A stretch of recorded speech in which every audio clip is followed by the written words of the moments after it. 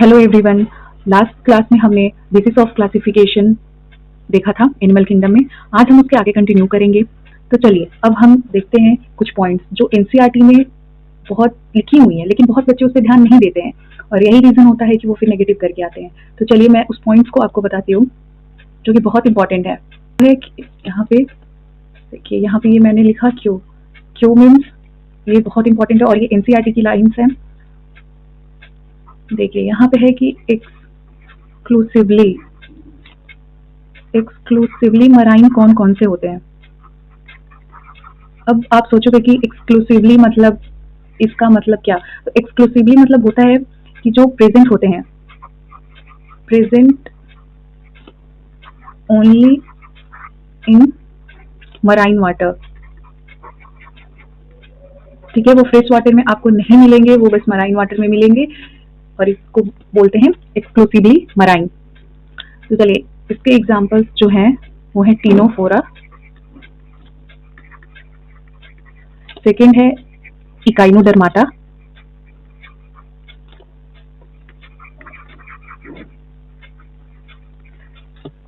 Third है Hemichordata,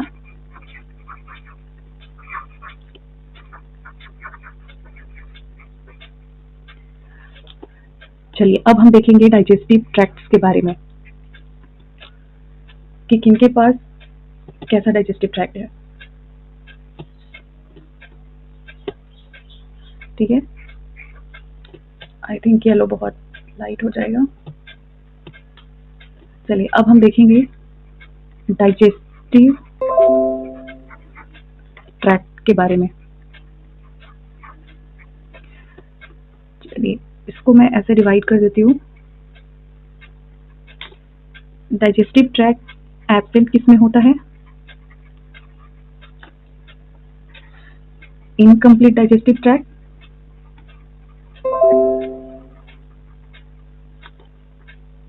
यहाँ DP जो मैं लिख रही हूँ इट मीन्स ये डाइजेस्टिव ट्रैक्ट है। और जिनके अब थर्ड वन है जिनके पास कंप्लीट डाइजेस्टिव ट्रैक्ट है। तो चलिए एब्सेंट किनके पास होता है वो हम देखते हैं। एब्सेंट होता है पॉरीफेरा के, पॉरीफेरा इनके पास कोई डाइजेस्टिव ट्रैक्ट नहीं होते हैं। इनकम्प्लीट डाइजेस्टिव ट्रैक्ट, ठीक है। तो इनकम्प्लीट मतलब क्या, ये देखिए, ये मान लीजिए कोई ऑर्गेनिज्म है, ठीक है, एक ही जगह से फूड अंदर भी आ रहा है, एक ही जगह से फूड बाहर भी जा रहा है, एक ही ओपनिंग से। तो हम यहाँ लिखेंगे सिंगल ओपनिंग, सिंगल ओपनिंग जो एक्ट कर रहा है, act as both mouth and anus, mouth and anus.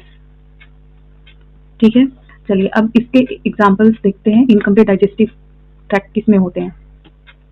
तो इसका जो एग्जांपल है वो होता है CCP। ठीक है, इसका क्या एग्जांपल होता है CCP। यहाँ C मतलब हो गया सिलेंट्रेटा, सिलेंट्रेटा। और जैसे कि मैंने आपको लास्ट क्लास में बताया था, सिलेंट्रेटा जहां जहां जाएगा वहां वहां टीनोफोरा भी आएगा। ये दोनों भाई भाई हैं, टीनोफोरा। ठीक है, अब P से आता है प्लेटीहेल्मिन्थेस, प्लेटीहेल्मिन्थेस। ठीक है, चलिए अब हम कंप्लीट डाइजेस्टिव ट्रैक्ट में देखते हैं यहाँ पर क्या होगा। ये देखिए, ये डायग्राम है, ठीक है। यहाँ पे सेपरेट ओपनिंग है। मान लीजिए अगर ये माउथ है तो ये होगा एनस। ठीक है, हमने यहाँ से फूड इंजेक्ट किया और यहाँ से इजेक्ट हो जाएगा। यहाँ पे क्या होगा, सेपरेट ओपनिंग, सेपरेट ओपनिंग। और इसके एग्जाम्पल होंगे एस्केल्मिन्थिस से लेकर एस्केल्मिन्थिस टू कॉर्डेटा। चलिए हमने यहाँ पे देख लिया कि कौन कौन से एक्सक्लूसिवली मराइन्स होते हैं, मतलब कौन बस मरीन वाटर में ही प्रेजेंट होते हैं, वो फ्रेश वाटर में प्रेजेंट नहीं होते हैं। उसके बाद डाइजेस्टिव ट्रैक्ट किसमें एब्सेंट होता है, किसमें इनकम्प्लीट होता है, किसमें कंप्लीट होता है। और ये देखिए एनसीईआरटी में ये सारी पॉइंट्स ऐसे नहीं दी हुई हैं, पूरी इधर उधर स्कैटर्ड है। मैंने उन सबको ऑर्गेनाइज करके एक जगह लाया कि अगर आप इस वे में याद करोगे तो आप कभी कंफ्यूज नहीं होगे, आपको हर एक पॉइंट क्लियर रहेगी एनसीईआरटी की, तो आप भी इसे ऐसे ही याद करेंगे, आपको कभी कंफ्यूजन नहीं होगा। चलिए अब हम देखते हैं सर्कुलेशन टाइप।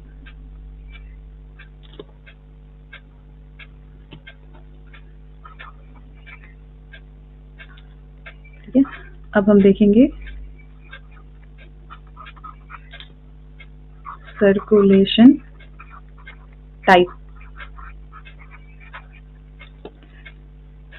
इसमें भी एब्सेंट किन में होते हैं,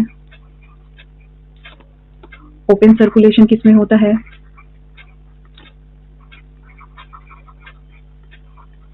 और क्लोज सर्कुलेशन किस में होता है।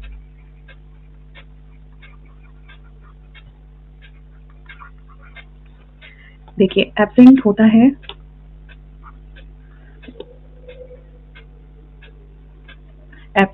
है पोरीफेरा टू एस्केल्मिंथिस।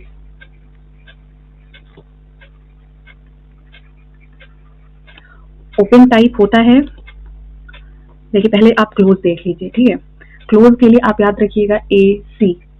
क्या याद रखिएगा आप, ए सी। ए सी को क्लोज करो। ठीक है, ए सी। ए फॉर आपका हो गया यहाँ पे एनालिडा, और सी हो गया कॉर्डेटा। ठीक है, आपने एब्सेंट देख लिया, पोरीफेरा, सिलेंटेटा, टीनोफोरा, एस्केल्मिंथिस, प्लेटीहेल्मिंथिस, एस्केल्मिंथिस, ये सब एब्सेंट इनमें होता है।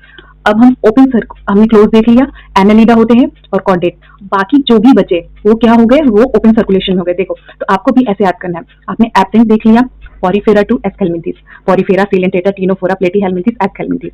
आपने क्लोज देख लिया, क्लोज क्या, एसी। एसी को क्लोज करो, A for Annelida and C for Chordata. अब बाकी के जो भी फाइलम बचे उनके पास ओपन सर्कुलेशन होगा। जैसे देखिए Arthropoda, Mollusca, Echinodermata,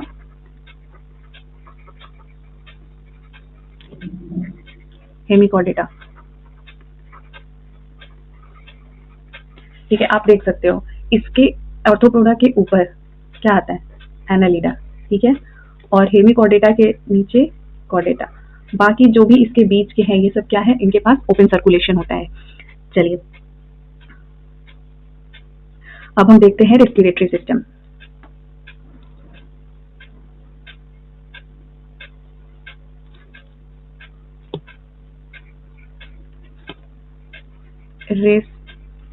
respiratory system,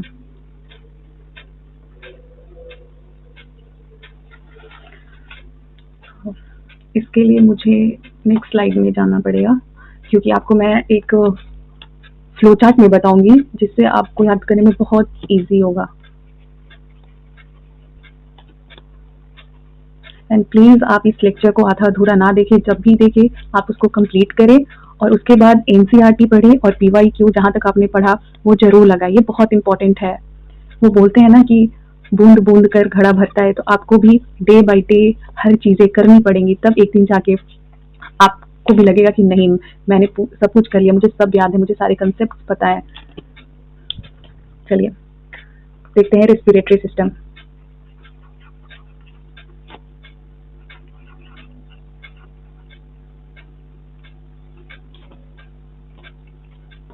respiratory system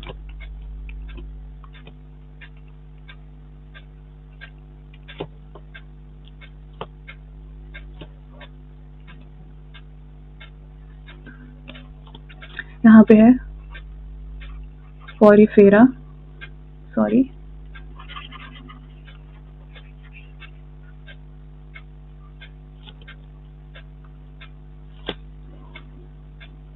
यहाँ पे है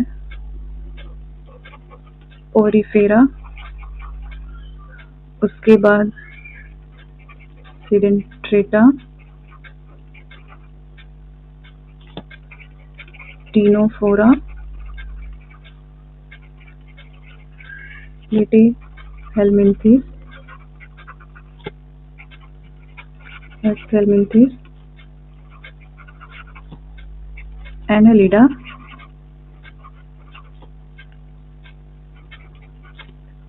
मोलस्का, सॉरी आर्थ्रोपोडा आएगा,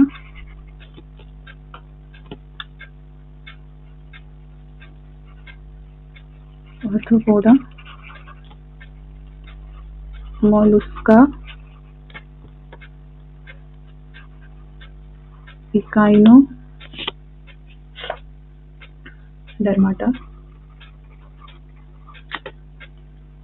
हेमिकोडेटा,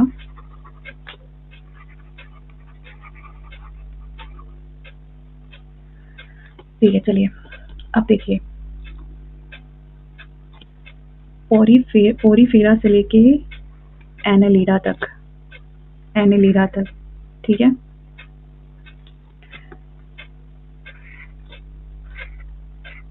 इनका रेस्पिरेटरी ऑर्गन, इनमें रेस्पिरेटरी ऑर्गन एब्सेंट होता है, रेस्पिरेटरी ऑर्गन एब्सेंट होता है,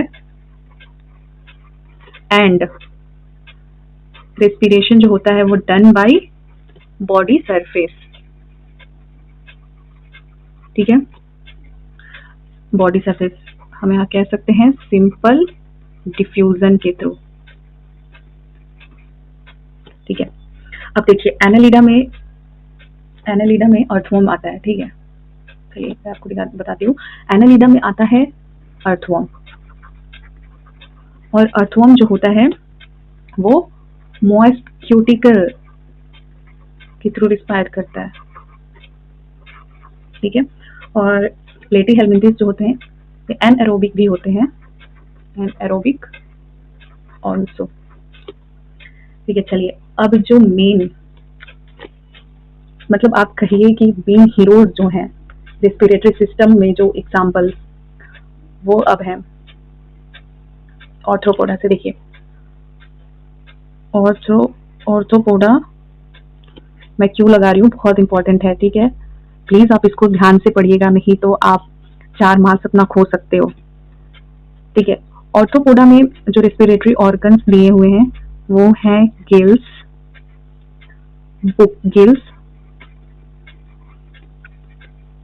book lungs, tracheal system,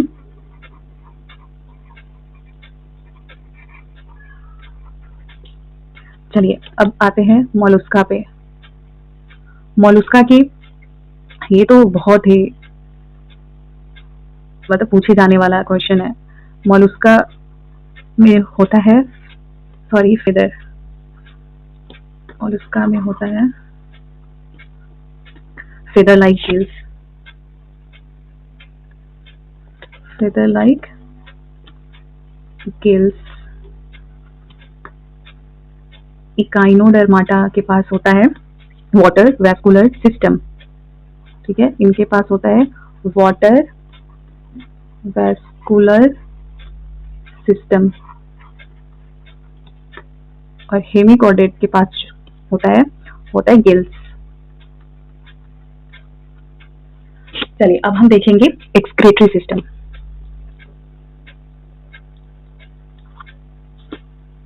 excretory system,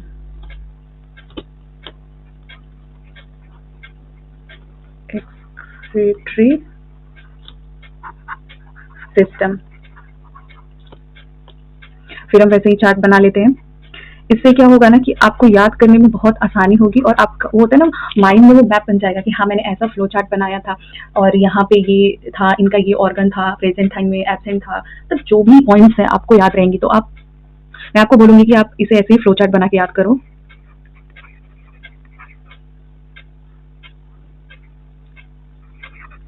आपको काफी लंबे टाइम तक याद रहेगा, और हाँ टाइम टू टाइम आपको रिवीजन करना है, बिकॉज नीट के लिए जो की है इसे क्रैक करने के लिए वो है multiple times revision. Platyhelminthes, Aschelminthes, Annelida, Arthropoda, insects में आते हैं। ठीक है, प्लेटीहेल्मिन्थिस मतलब आपको ऐसे फ्लैट वॉर्म इनको कहते हैं, आपको ऐसे भी करके क्वेश्चन आते हैं। एस्केल्मिन्थिस, राउंड वॉर्म,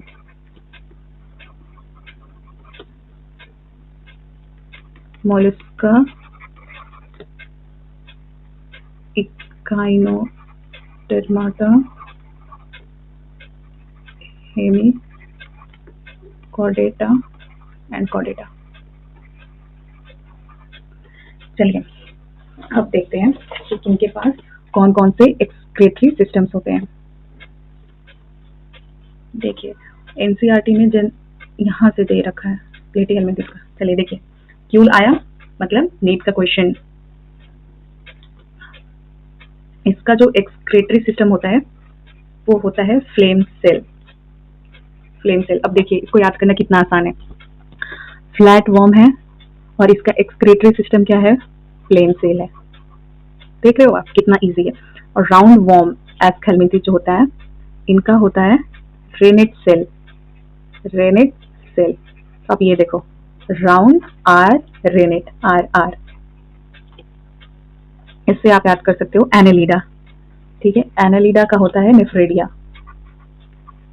नेफ्रेडिया, इसको भी आप याद करोगे कैसे? ये क्या है? ने, ने यहाँ पे है ना, एने का, एनालिडा का ने, और यहाँ पे ने, एनालिडा नेफ्रेडिया।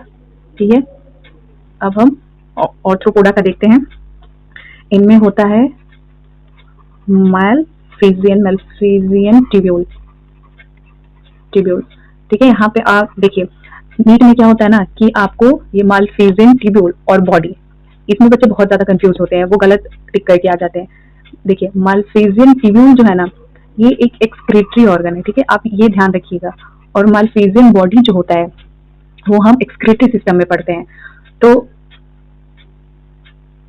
वो हम ह्यूमन के एक्सक्रीटरी सिस्टम में पढ़ते हैं। ठीक है, तो ये मैलफिजियन ट्यूब्यूल जो है ये आर्थ्रोपोडा के एक्सक्रीटरी सिस्टम होता है। ठीक है, मैलफिजियन ट्यूब्यूल याद रखिएगा, ट्यूब्यूल है, बहुत इंपॉर्टेंट है। अब आगे देखते हैं मोलस्का का क्या होता है। यहाँ पे मोलस्का का होता है फेदर लाइक गिल्स, और ये आपको एक्सक्रीशन में हेल्प करता है। अब आप बोलोगे कि इसका रेस्पिरेटरी ऑर्गन भी वही था, feather like gills, excretory organ भी यही है, तो हाँ इसका दोनों सेम होता है। फेदर लाइक गिल्स दोनों फंक्शन को परफॉर्म करता है। अब हम इकाइनोडर्माटा के बारे में पढ़ते हैं।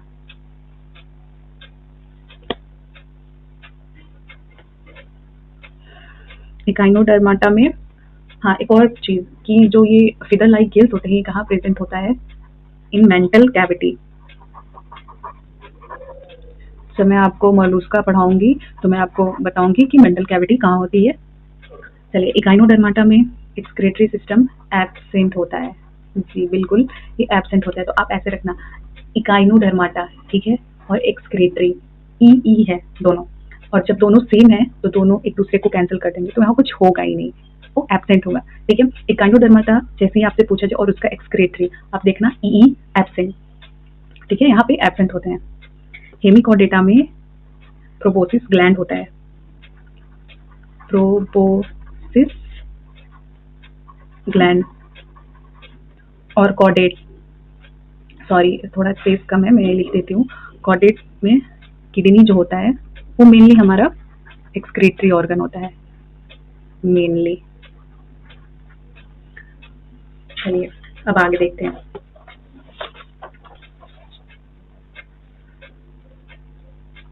अब मैं आपको एक और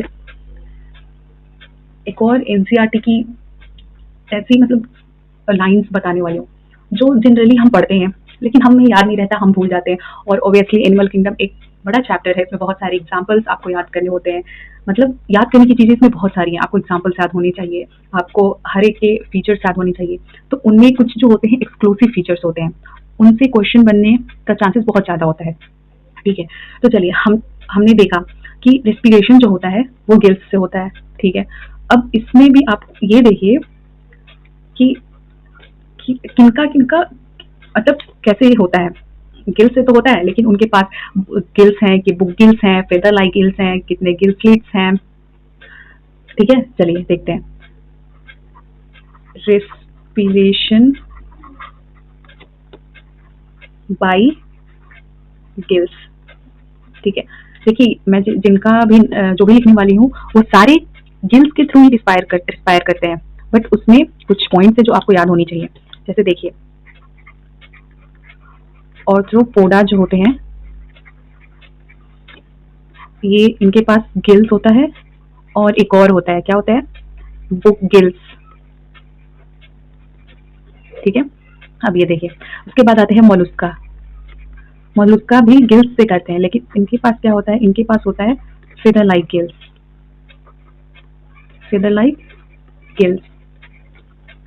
उसके बाद आता है हेमिकॉर्डेटा, ये भी गिल्स से इंस्पायर करता है। उसके बाद आते हैं साइक्लोस्टोमा, साइक्लोस्टोमाटा। ठीक है, इनके पास 6 से 15 पेयर गिल स्लिट्स प्रेजेंट होती हैं। ठीक है, ये देखिए बच्चे यहाँ पे गलती करते हैं, यहाँ पे क्या लिखा हुआ है, 6 से 15 पेयर।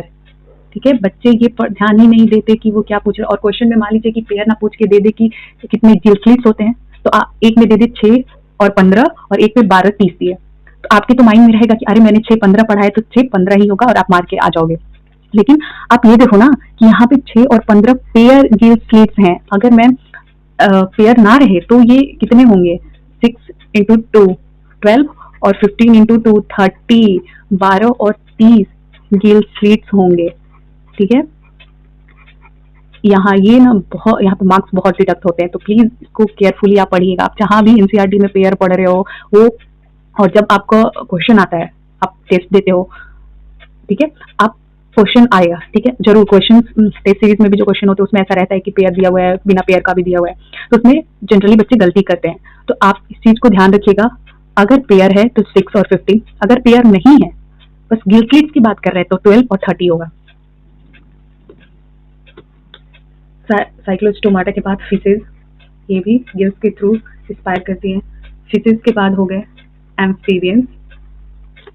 एम्फीबियन एम्फीबियन में तो चलिए गिल्स भी होता है, और गिल्स के साथ साथ ये लंग्स और स्किन से भी करते हैं। और देखिए टेडपोल लार्वा, ये गिल से इंस्पायर करते हैं। चलिए, तो देखिए एनसीईआरटी में ये सारी चीजें अलग अलग जगह पे लिखी हुई हैं, और मैंने उन सारी चीजों को एक जगह आपको लाके दे दिया।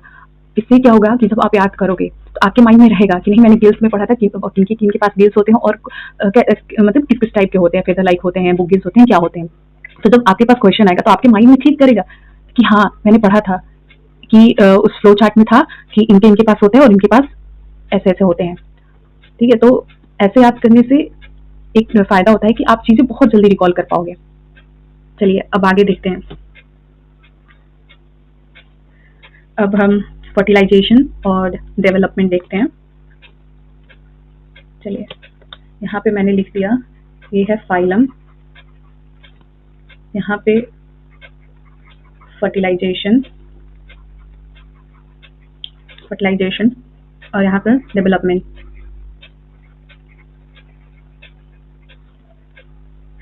पॉरीफेरा, उसके बाद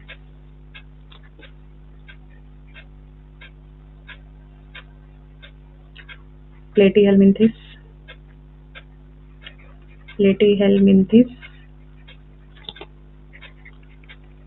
एस्केलमिन्थिस,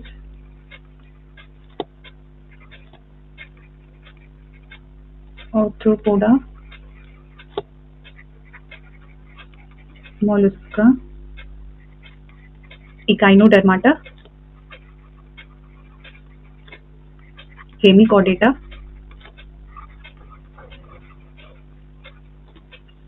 चलिए अब देखते हैं कि इनमें फर्टिलाइजेशन कैसे होता है। पॉरीफेरा में इंटरनल होता है। डेवलपमेंट की बात करूँ तो इनडायरेक्ट। इनडायरेक्ट मतलब इनके लाइफ साइकिल में लार्वा होते हैं, लार्वा, ठीक है। प्लेटीहेलमिन्थेस में भी इंटरनल और ये भी इनडायरेक्ट होता है। इनडायरेक्ट मतलब लार्वा होंगे। एस्केलमिन्थेस भी इंटरनल और ऑर्थ्रोपोडा इंटरनल, यूजुअली ये इंटरनल होता है इनका भी। एक एस्केलमिन्थेस की अगर मैं डेवलपमेंट की बात करूँ तो इनडायरेक्ट और डायरेक्ट दोनों होता है। इनडायरेक्ट और डायरेक्ट दोनों होता है। सेम इसमें भी, ऑर्थ्रोपोडा में भी इनडायरेक्ट और डायरेक्ट।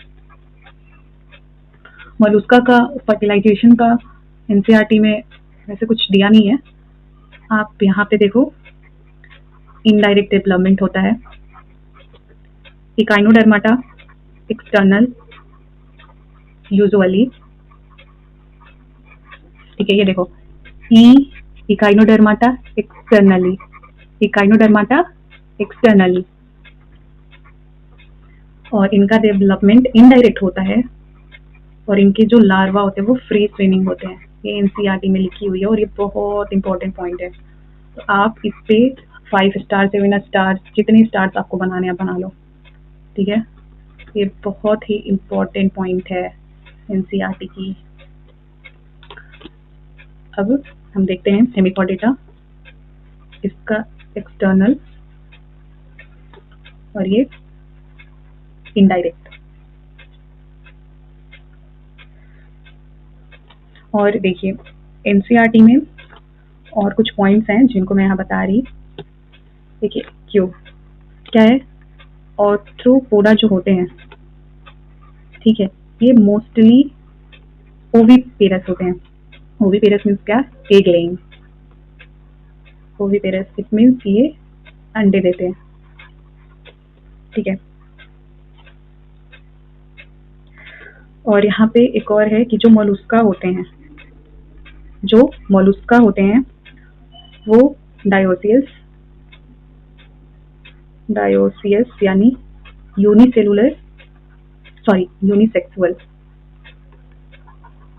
प्लस ओविपेरस होते हैं,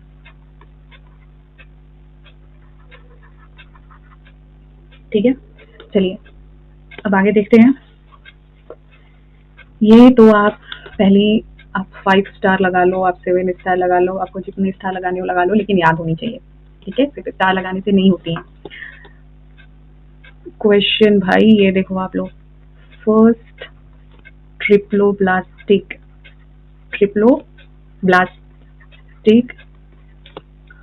और फर्स्ट ऑर्गन लेवल, ये कहाँ से स्टार्ट होता है, वो है प्लेटीहेलमिन्थेस। इस फाइलम में आपको फर्स्ट ट्रिप्लोब्लास्टिक और फर्स्ट ऑर्गन लेवल देखने को मिलेगा। चलिए अब नेक्स्ट पॉइंट जो है, फर्स्ट सिलोमेट।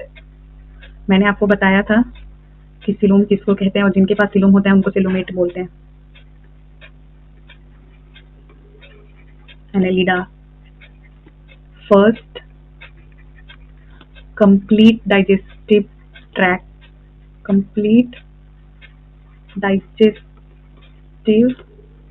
ट्रैक्ट, वो है एस्केलमिन्थेस।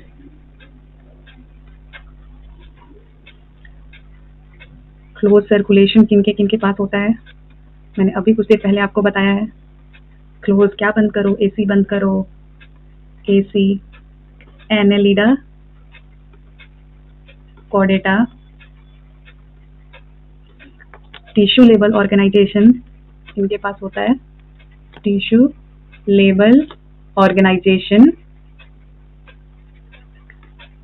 तो होता है सिलेंट्रेटा और सिलेंट्रेटा आया तो इसका भाई भी आएगा टीनोफोरा। अब है रेडियल सिमेट्री। देखिए रेडियल सिमेट्री किनके पास होता है? सिलेंट्रेटा, टीनोफोरा और इम्पॉर्टेंट आपको ये पता होनी चाहिए इकाइनोडर्माटा। और वो भी किसके पास? इकाइनो के पास, एडल्ट के पास या लार्वा के पास? एडल्ट, एडल्ट, एडल्ट याद होनी चाहिए। लार्वा जो होते हैं उनके पास होता है बाइलेटरल। ठीक है, तो ये आपको याद होना चाहिए। चलिए, अब तक हमने जितना भी पढ़ा है इससे पहले के लेक्चर में और आज के लेक्चर में, उन सब पे बेस्ड मैं आपके लिए PYQs लाई हूँ और आपको ये PYQ करने हैं। ठीक है, आप जब भी इस लेक्चर को देखोगे तो आप उस लेक्चर को पॉज करके पहले क्वेश्चन अटेम्प्ट करोगे, उसके बाद आप देखोगे कि आपका सही हुआ है कि नहीं। ठीक है, तो चलिए यहाँ पे मैं लिख देती हूँ, ये सारे हैं PYQs। मैंने ये नहीं मेंशन कर रहे हैं बट ये सारे PYQs हैं, PYQs। ठीक है, चलिए अब यहाँ पे क्या कह रहा है? पहला क्वेश्चन, ठीक है, given below are two statement. Statement 1, when any plane passing through the central axis of the body divides the organism into two identical half is called radial symmetry। बिल्कुल, ये बिल्कुल सही है कि अगर मान लीजिए कि कोई सेंट्रल एक्सिस से कोई भी लाइन पास कर रही है और वो उस ऑर्गेनिज्म को दो भाग में डिवाइड कर दे रही है तो वो रेडियल सिमेट्री होती है। बिल्कुल सही है। Statement 2, in phylum Echinodermata both adults and larva are radially symmetrical. देखिए, मैंने आपको लास्ट लेक्चर में भी बताया था कि बहुत इंपॉर्टेंट है और अभी भी मैंने आपको बताया था, इकाइनोडर्माटा में क्या बोथ एडल्ट और लार्वा रेडियली सिमेट्रिकल होते हैं? जी नहीं, ये बिल्कुल गलत है। एडल्ट तो रेडियल होता है बट लार्वा बाइलेटरल होता है। लार्वा जो होता है वो बाइलेटरल होता है।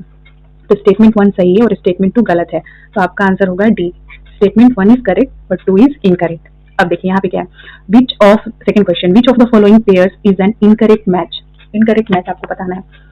एनेलिडा और ऑर्थ्रोपोड, इनके पास बाइलेटरल सिमेट्री होती है। बिल्कुल सही है, मैंने आपको लास्ट लेक्चर में बताया था इनके पास होती है। स्पॉन्जेस एसिलोमेट होते हैं, बिल्कुल इनके पास सिलोम नहीं होता। सिलेंटेटा और टीनोफोरा बाइलेटरल सिमेट्री होती है। बिल्कुल, हाँ बिल्कुल बाइलेटरल सिमेट्री होती है। और प्लेटीहेलमिन्थेस और डिप्लोब्लास्टिक, सॉरी क्या है, प्लेटीहेलमिन्थेस जो होते हैं डिप्लोप्लास्टिक ऑर्गेनाइजेशन होता है, ये तो गलत है, ये गलत है। ठीक है, मैंने अभी आपको बताया कि फर्स्ट डिप्लोप्लास्टिक जो होते हैं वो प्लेटीहेलमिन्थेस होते हैं, तो ये डिप्लो होगा ही नहीं, तो आपका इनकरेक्ट पूछा था। देखो, जब भी आप क्वेश्चन पढ़ रहे हो ना, विच ऑफ फॉलोइंग पेयर्स, तो वो करेक्ट पूछ रहा है या इनकरेक्ट, उसको आप सर्कल करो, उसको आप हाईलाइट करो, क्योंकि मोस्टली बच्चों का यही होता है कि वो क्वेश्चन सही से नहीं पढ़ते, वो नहीं देखते कि वो इनकरेक्ट है कि करेक्ट है और उसके बाद वो गलत कर जाते हैं। ये बहुत सारे बच्चे करते हैं, तो प्लीज आप ध्यान रखिएगा। ऐसे क्वेश्चंस को करने के लिए क्या होता है कि आप जब आपने जब क्वेश्चन पढ़ा कि ये क्या बोल रहा है, इनकरेक्ट पूछ रहा है या करेक्ट, तो आप उसको हाईलाइट कर लो। ठीक है, उसके बाद आप सारे ऑप्शंस को पढ़ो और देखो, पढ़ने के बाद सीधे आप देखो कि क्या पूछ रहा है, इनकरेक्ट करेक्ट, उसके बाद अपना ऑप्शन टिक करो। ठीक है, तो ये जरूर करना कि इनकरेक्ट या करेक्ट जो भी लिखा हो उसको हाईलाइट करना। ठीक है, तो चलिए इनकरेक्ट यहाँ पूछा था, ये होगा क्योंकि प्लेटीहेलमिन्थेस ट्रिप्लोब्लास्टिक ऑर्गेनाइजेशन होता है। चलिए क्वेश्चन 3 देखते हैं, ये क्या कह रहा है कि consider the following statements, annelids are true coelomates. ये सही है, एनालिड्स ट्रू सिलोमेट्स होते हैं। Poriferans are pseudocoelomates. अच्छा आगे देखते हैं, एस्केलमिन्थेस आर एसिलोमेट, ओके, और Platyhelminthes are pseudocoelomates. Okay, choose the correct answer from the option given below. आपको इसमें से करेक्ट पूछना है, मतलब बताना है, तो करेक्ट होगा ए ओनली। ठीक है, क्यों? देखिए, पोरिफेरेंस और स्यूडोसिलोमेट नहीं होते हैं। आप एनसीईआरटी में जब पढ़ोगे तो एक फ्लो चार्ट दिया हुआ है, वहां पे इनको एसिलोमेट बोला गया है। ठीक है, एसिलोमेट बोला गया है। एस्केलमिन्थेस जो होता है वो ए नहीं, वो स्यूडोसिलोमेट्स होते हैं। ये भी मैंने आपको लास्ट लेक्चर में बताया है और ये एनसीईआरटी में भी है, देखो ये। और ये प्लेटीहेलमिन्थेस जो होते हैं ये एसिलोमेट होते हैं। ठीक है, चलिए अब देखते हैं, radial symmetry is not found in adult of phylum. इसमें से कौन सा ऐसा फाइलम है जिनके एडल्ट में एडल्ट में नॉट फाउंड, मैंने इसको हाईलाइट कर दिया, रेडियल सिमेट्री नहीं होती है। ठीक है, देखिए इकाइनोडर्माटा का जो एडल्ट होता है उसमें तो रेडियल ही होती है, लार्वा में बाइलेटरल होता है। टीनोफोरा और सिलेंट्रेटा इन दोनों के पास रेडियल होता है, तो आपके पास बचा कौन, हेमिकॉर्डेटा। तो इसका आंसर क्या होगा, हेमिकॉर्डेटा। इनका जो एडल्ट होता है उनके पास बाइलेटरल सिमेट्री होती है। चलिए क्वेश्चन नंबर 5 देखते हैं। Bilaterally symmetrical and acoelomate animals are exemplified by. ठीक है, बाइलेटरल सिमेट्री होनी चाहिए और वो एसिलोमेट होनी चाहिए। तो एसिलोमेट तो प्लेटी हेलमिंथिस होता है, बाइलेटरल सिमेट्री प्लस एसिलोमेट। एस्केलमिंथिस तो सीडो होता है और टीनोफोरा भी, इनको हम जनरली एसिलोमेट बोलते हैं, और एनालिडा जो होता है वो सिलोमेट होता है। तो चलिए इसका ऑप्शन हो गया प्लेटी हेलमिंथिस। क्वेश्चन नंबर 6 देखते हैं।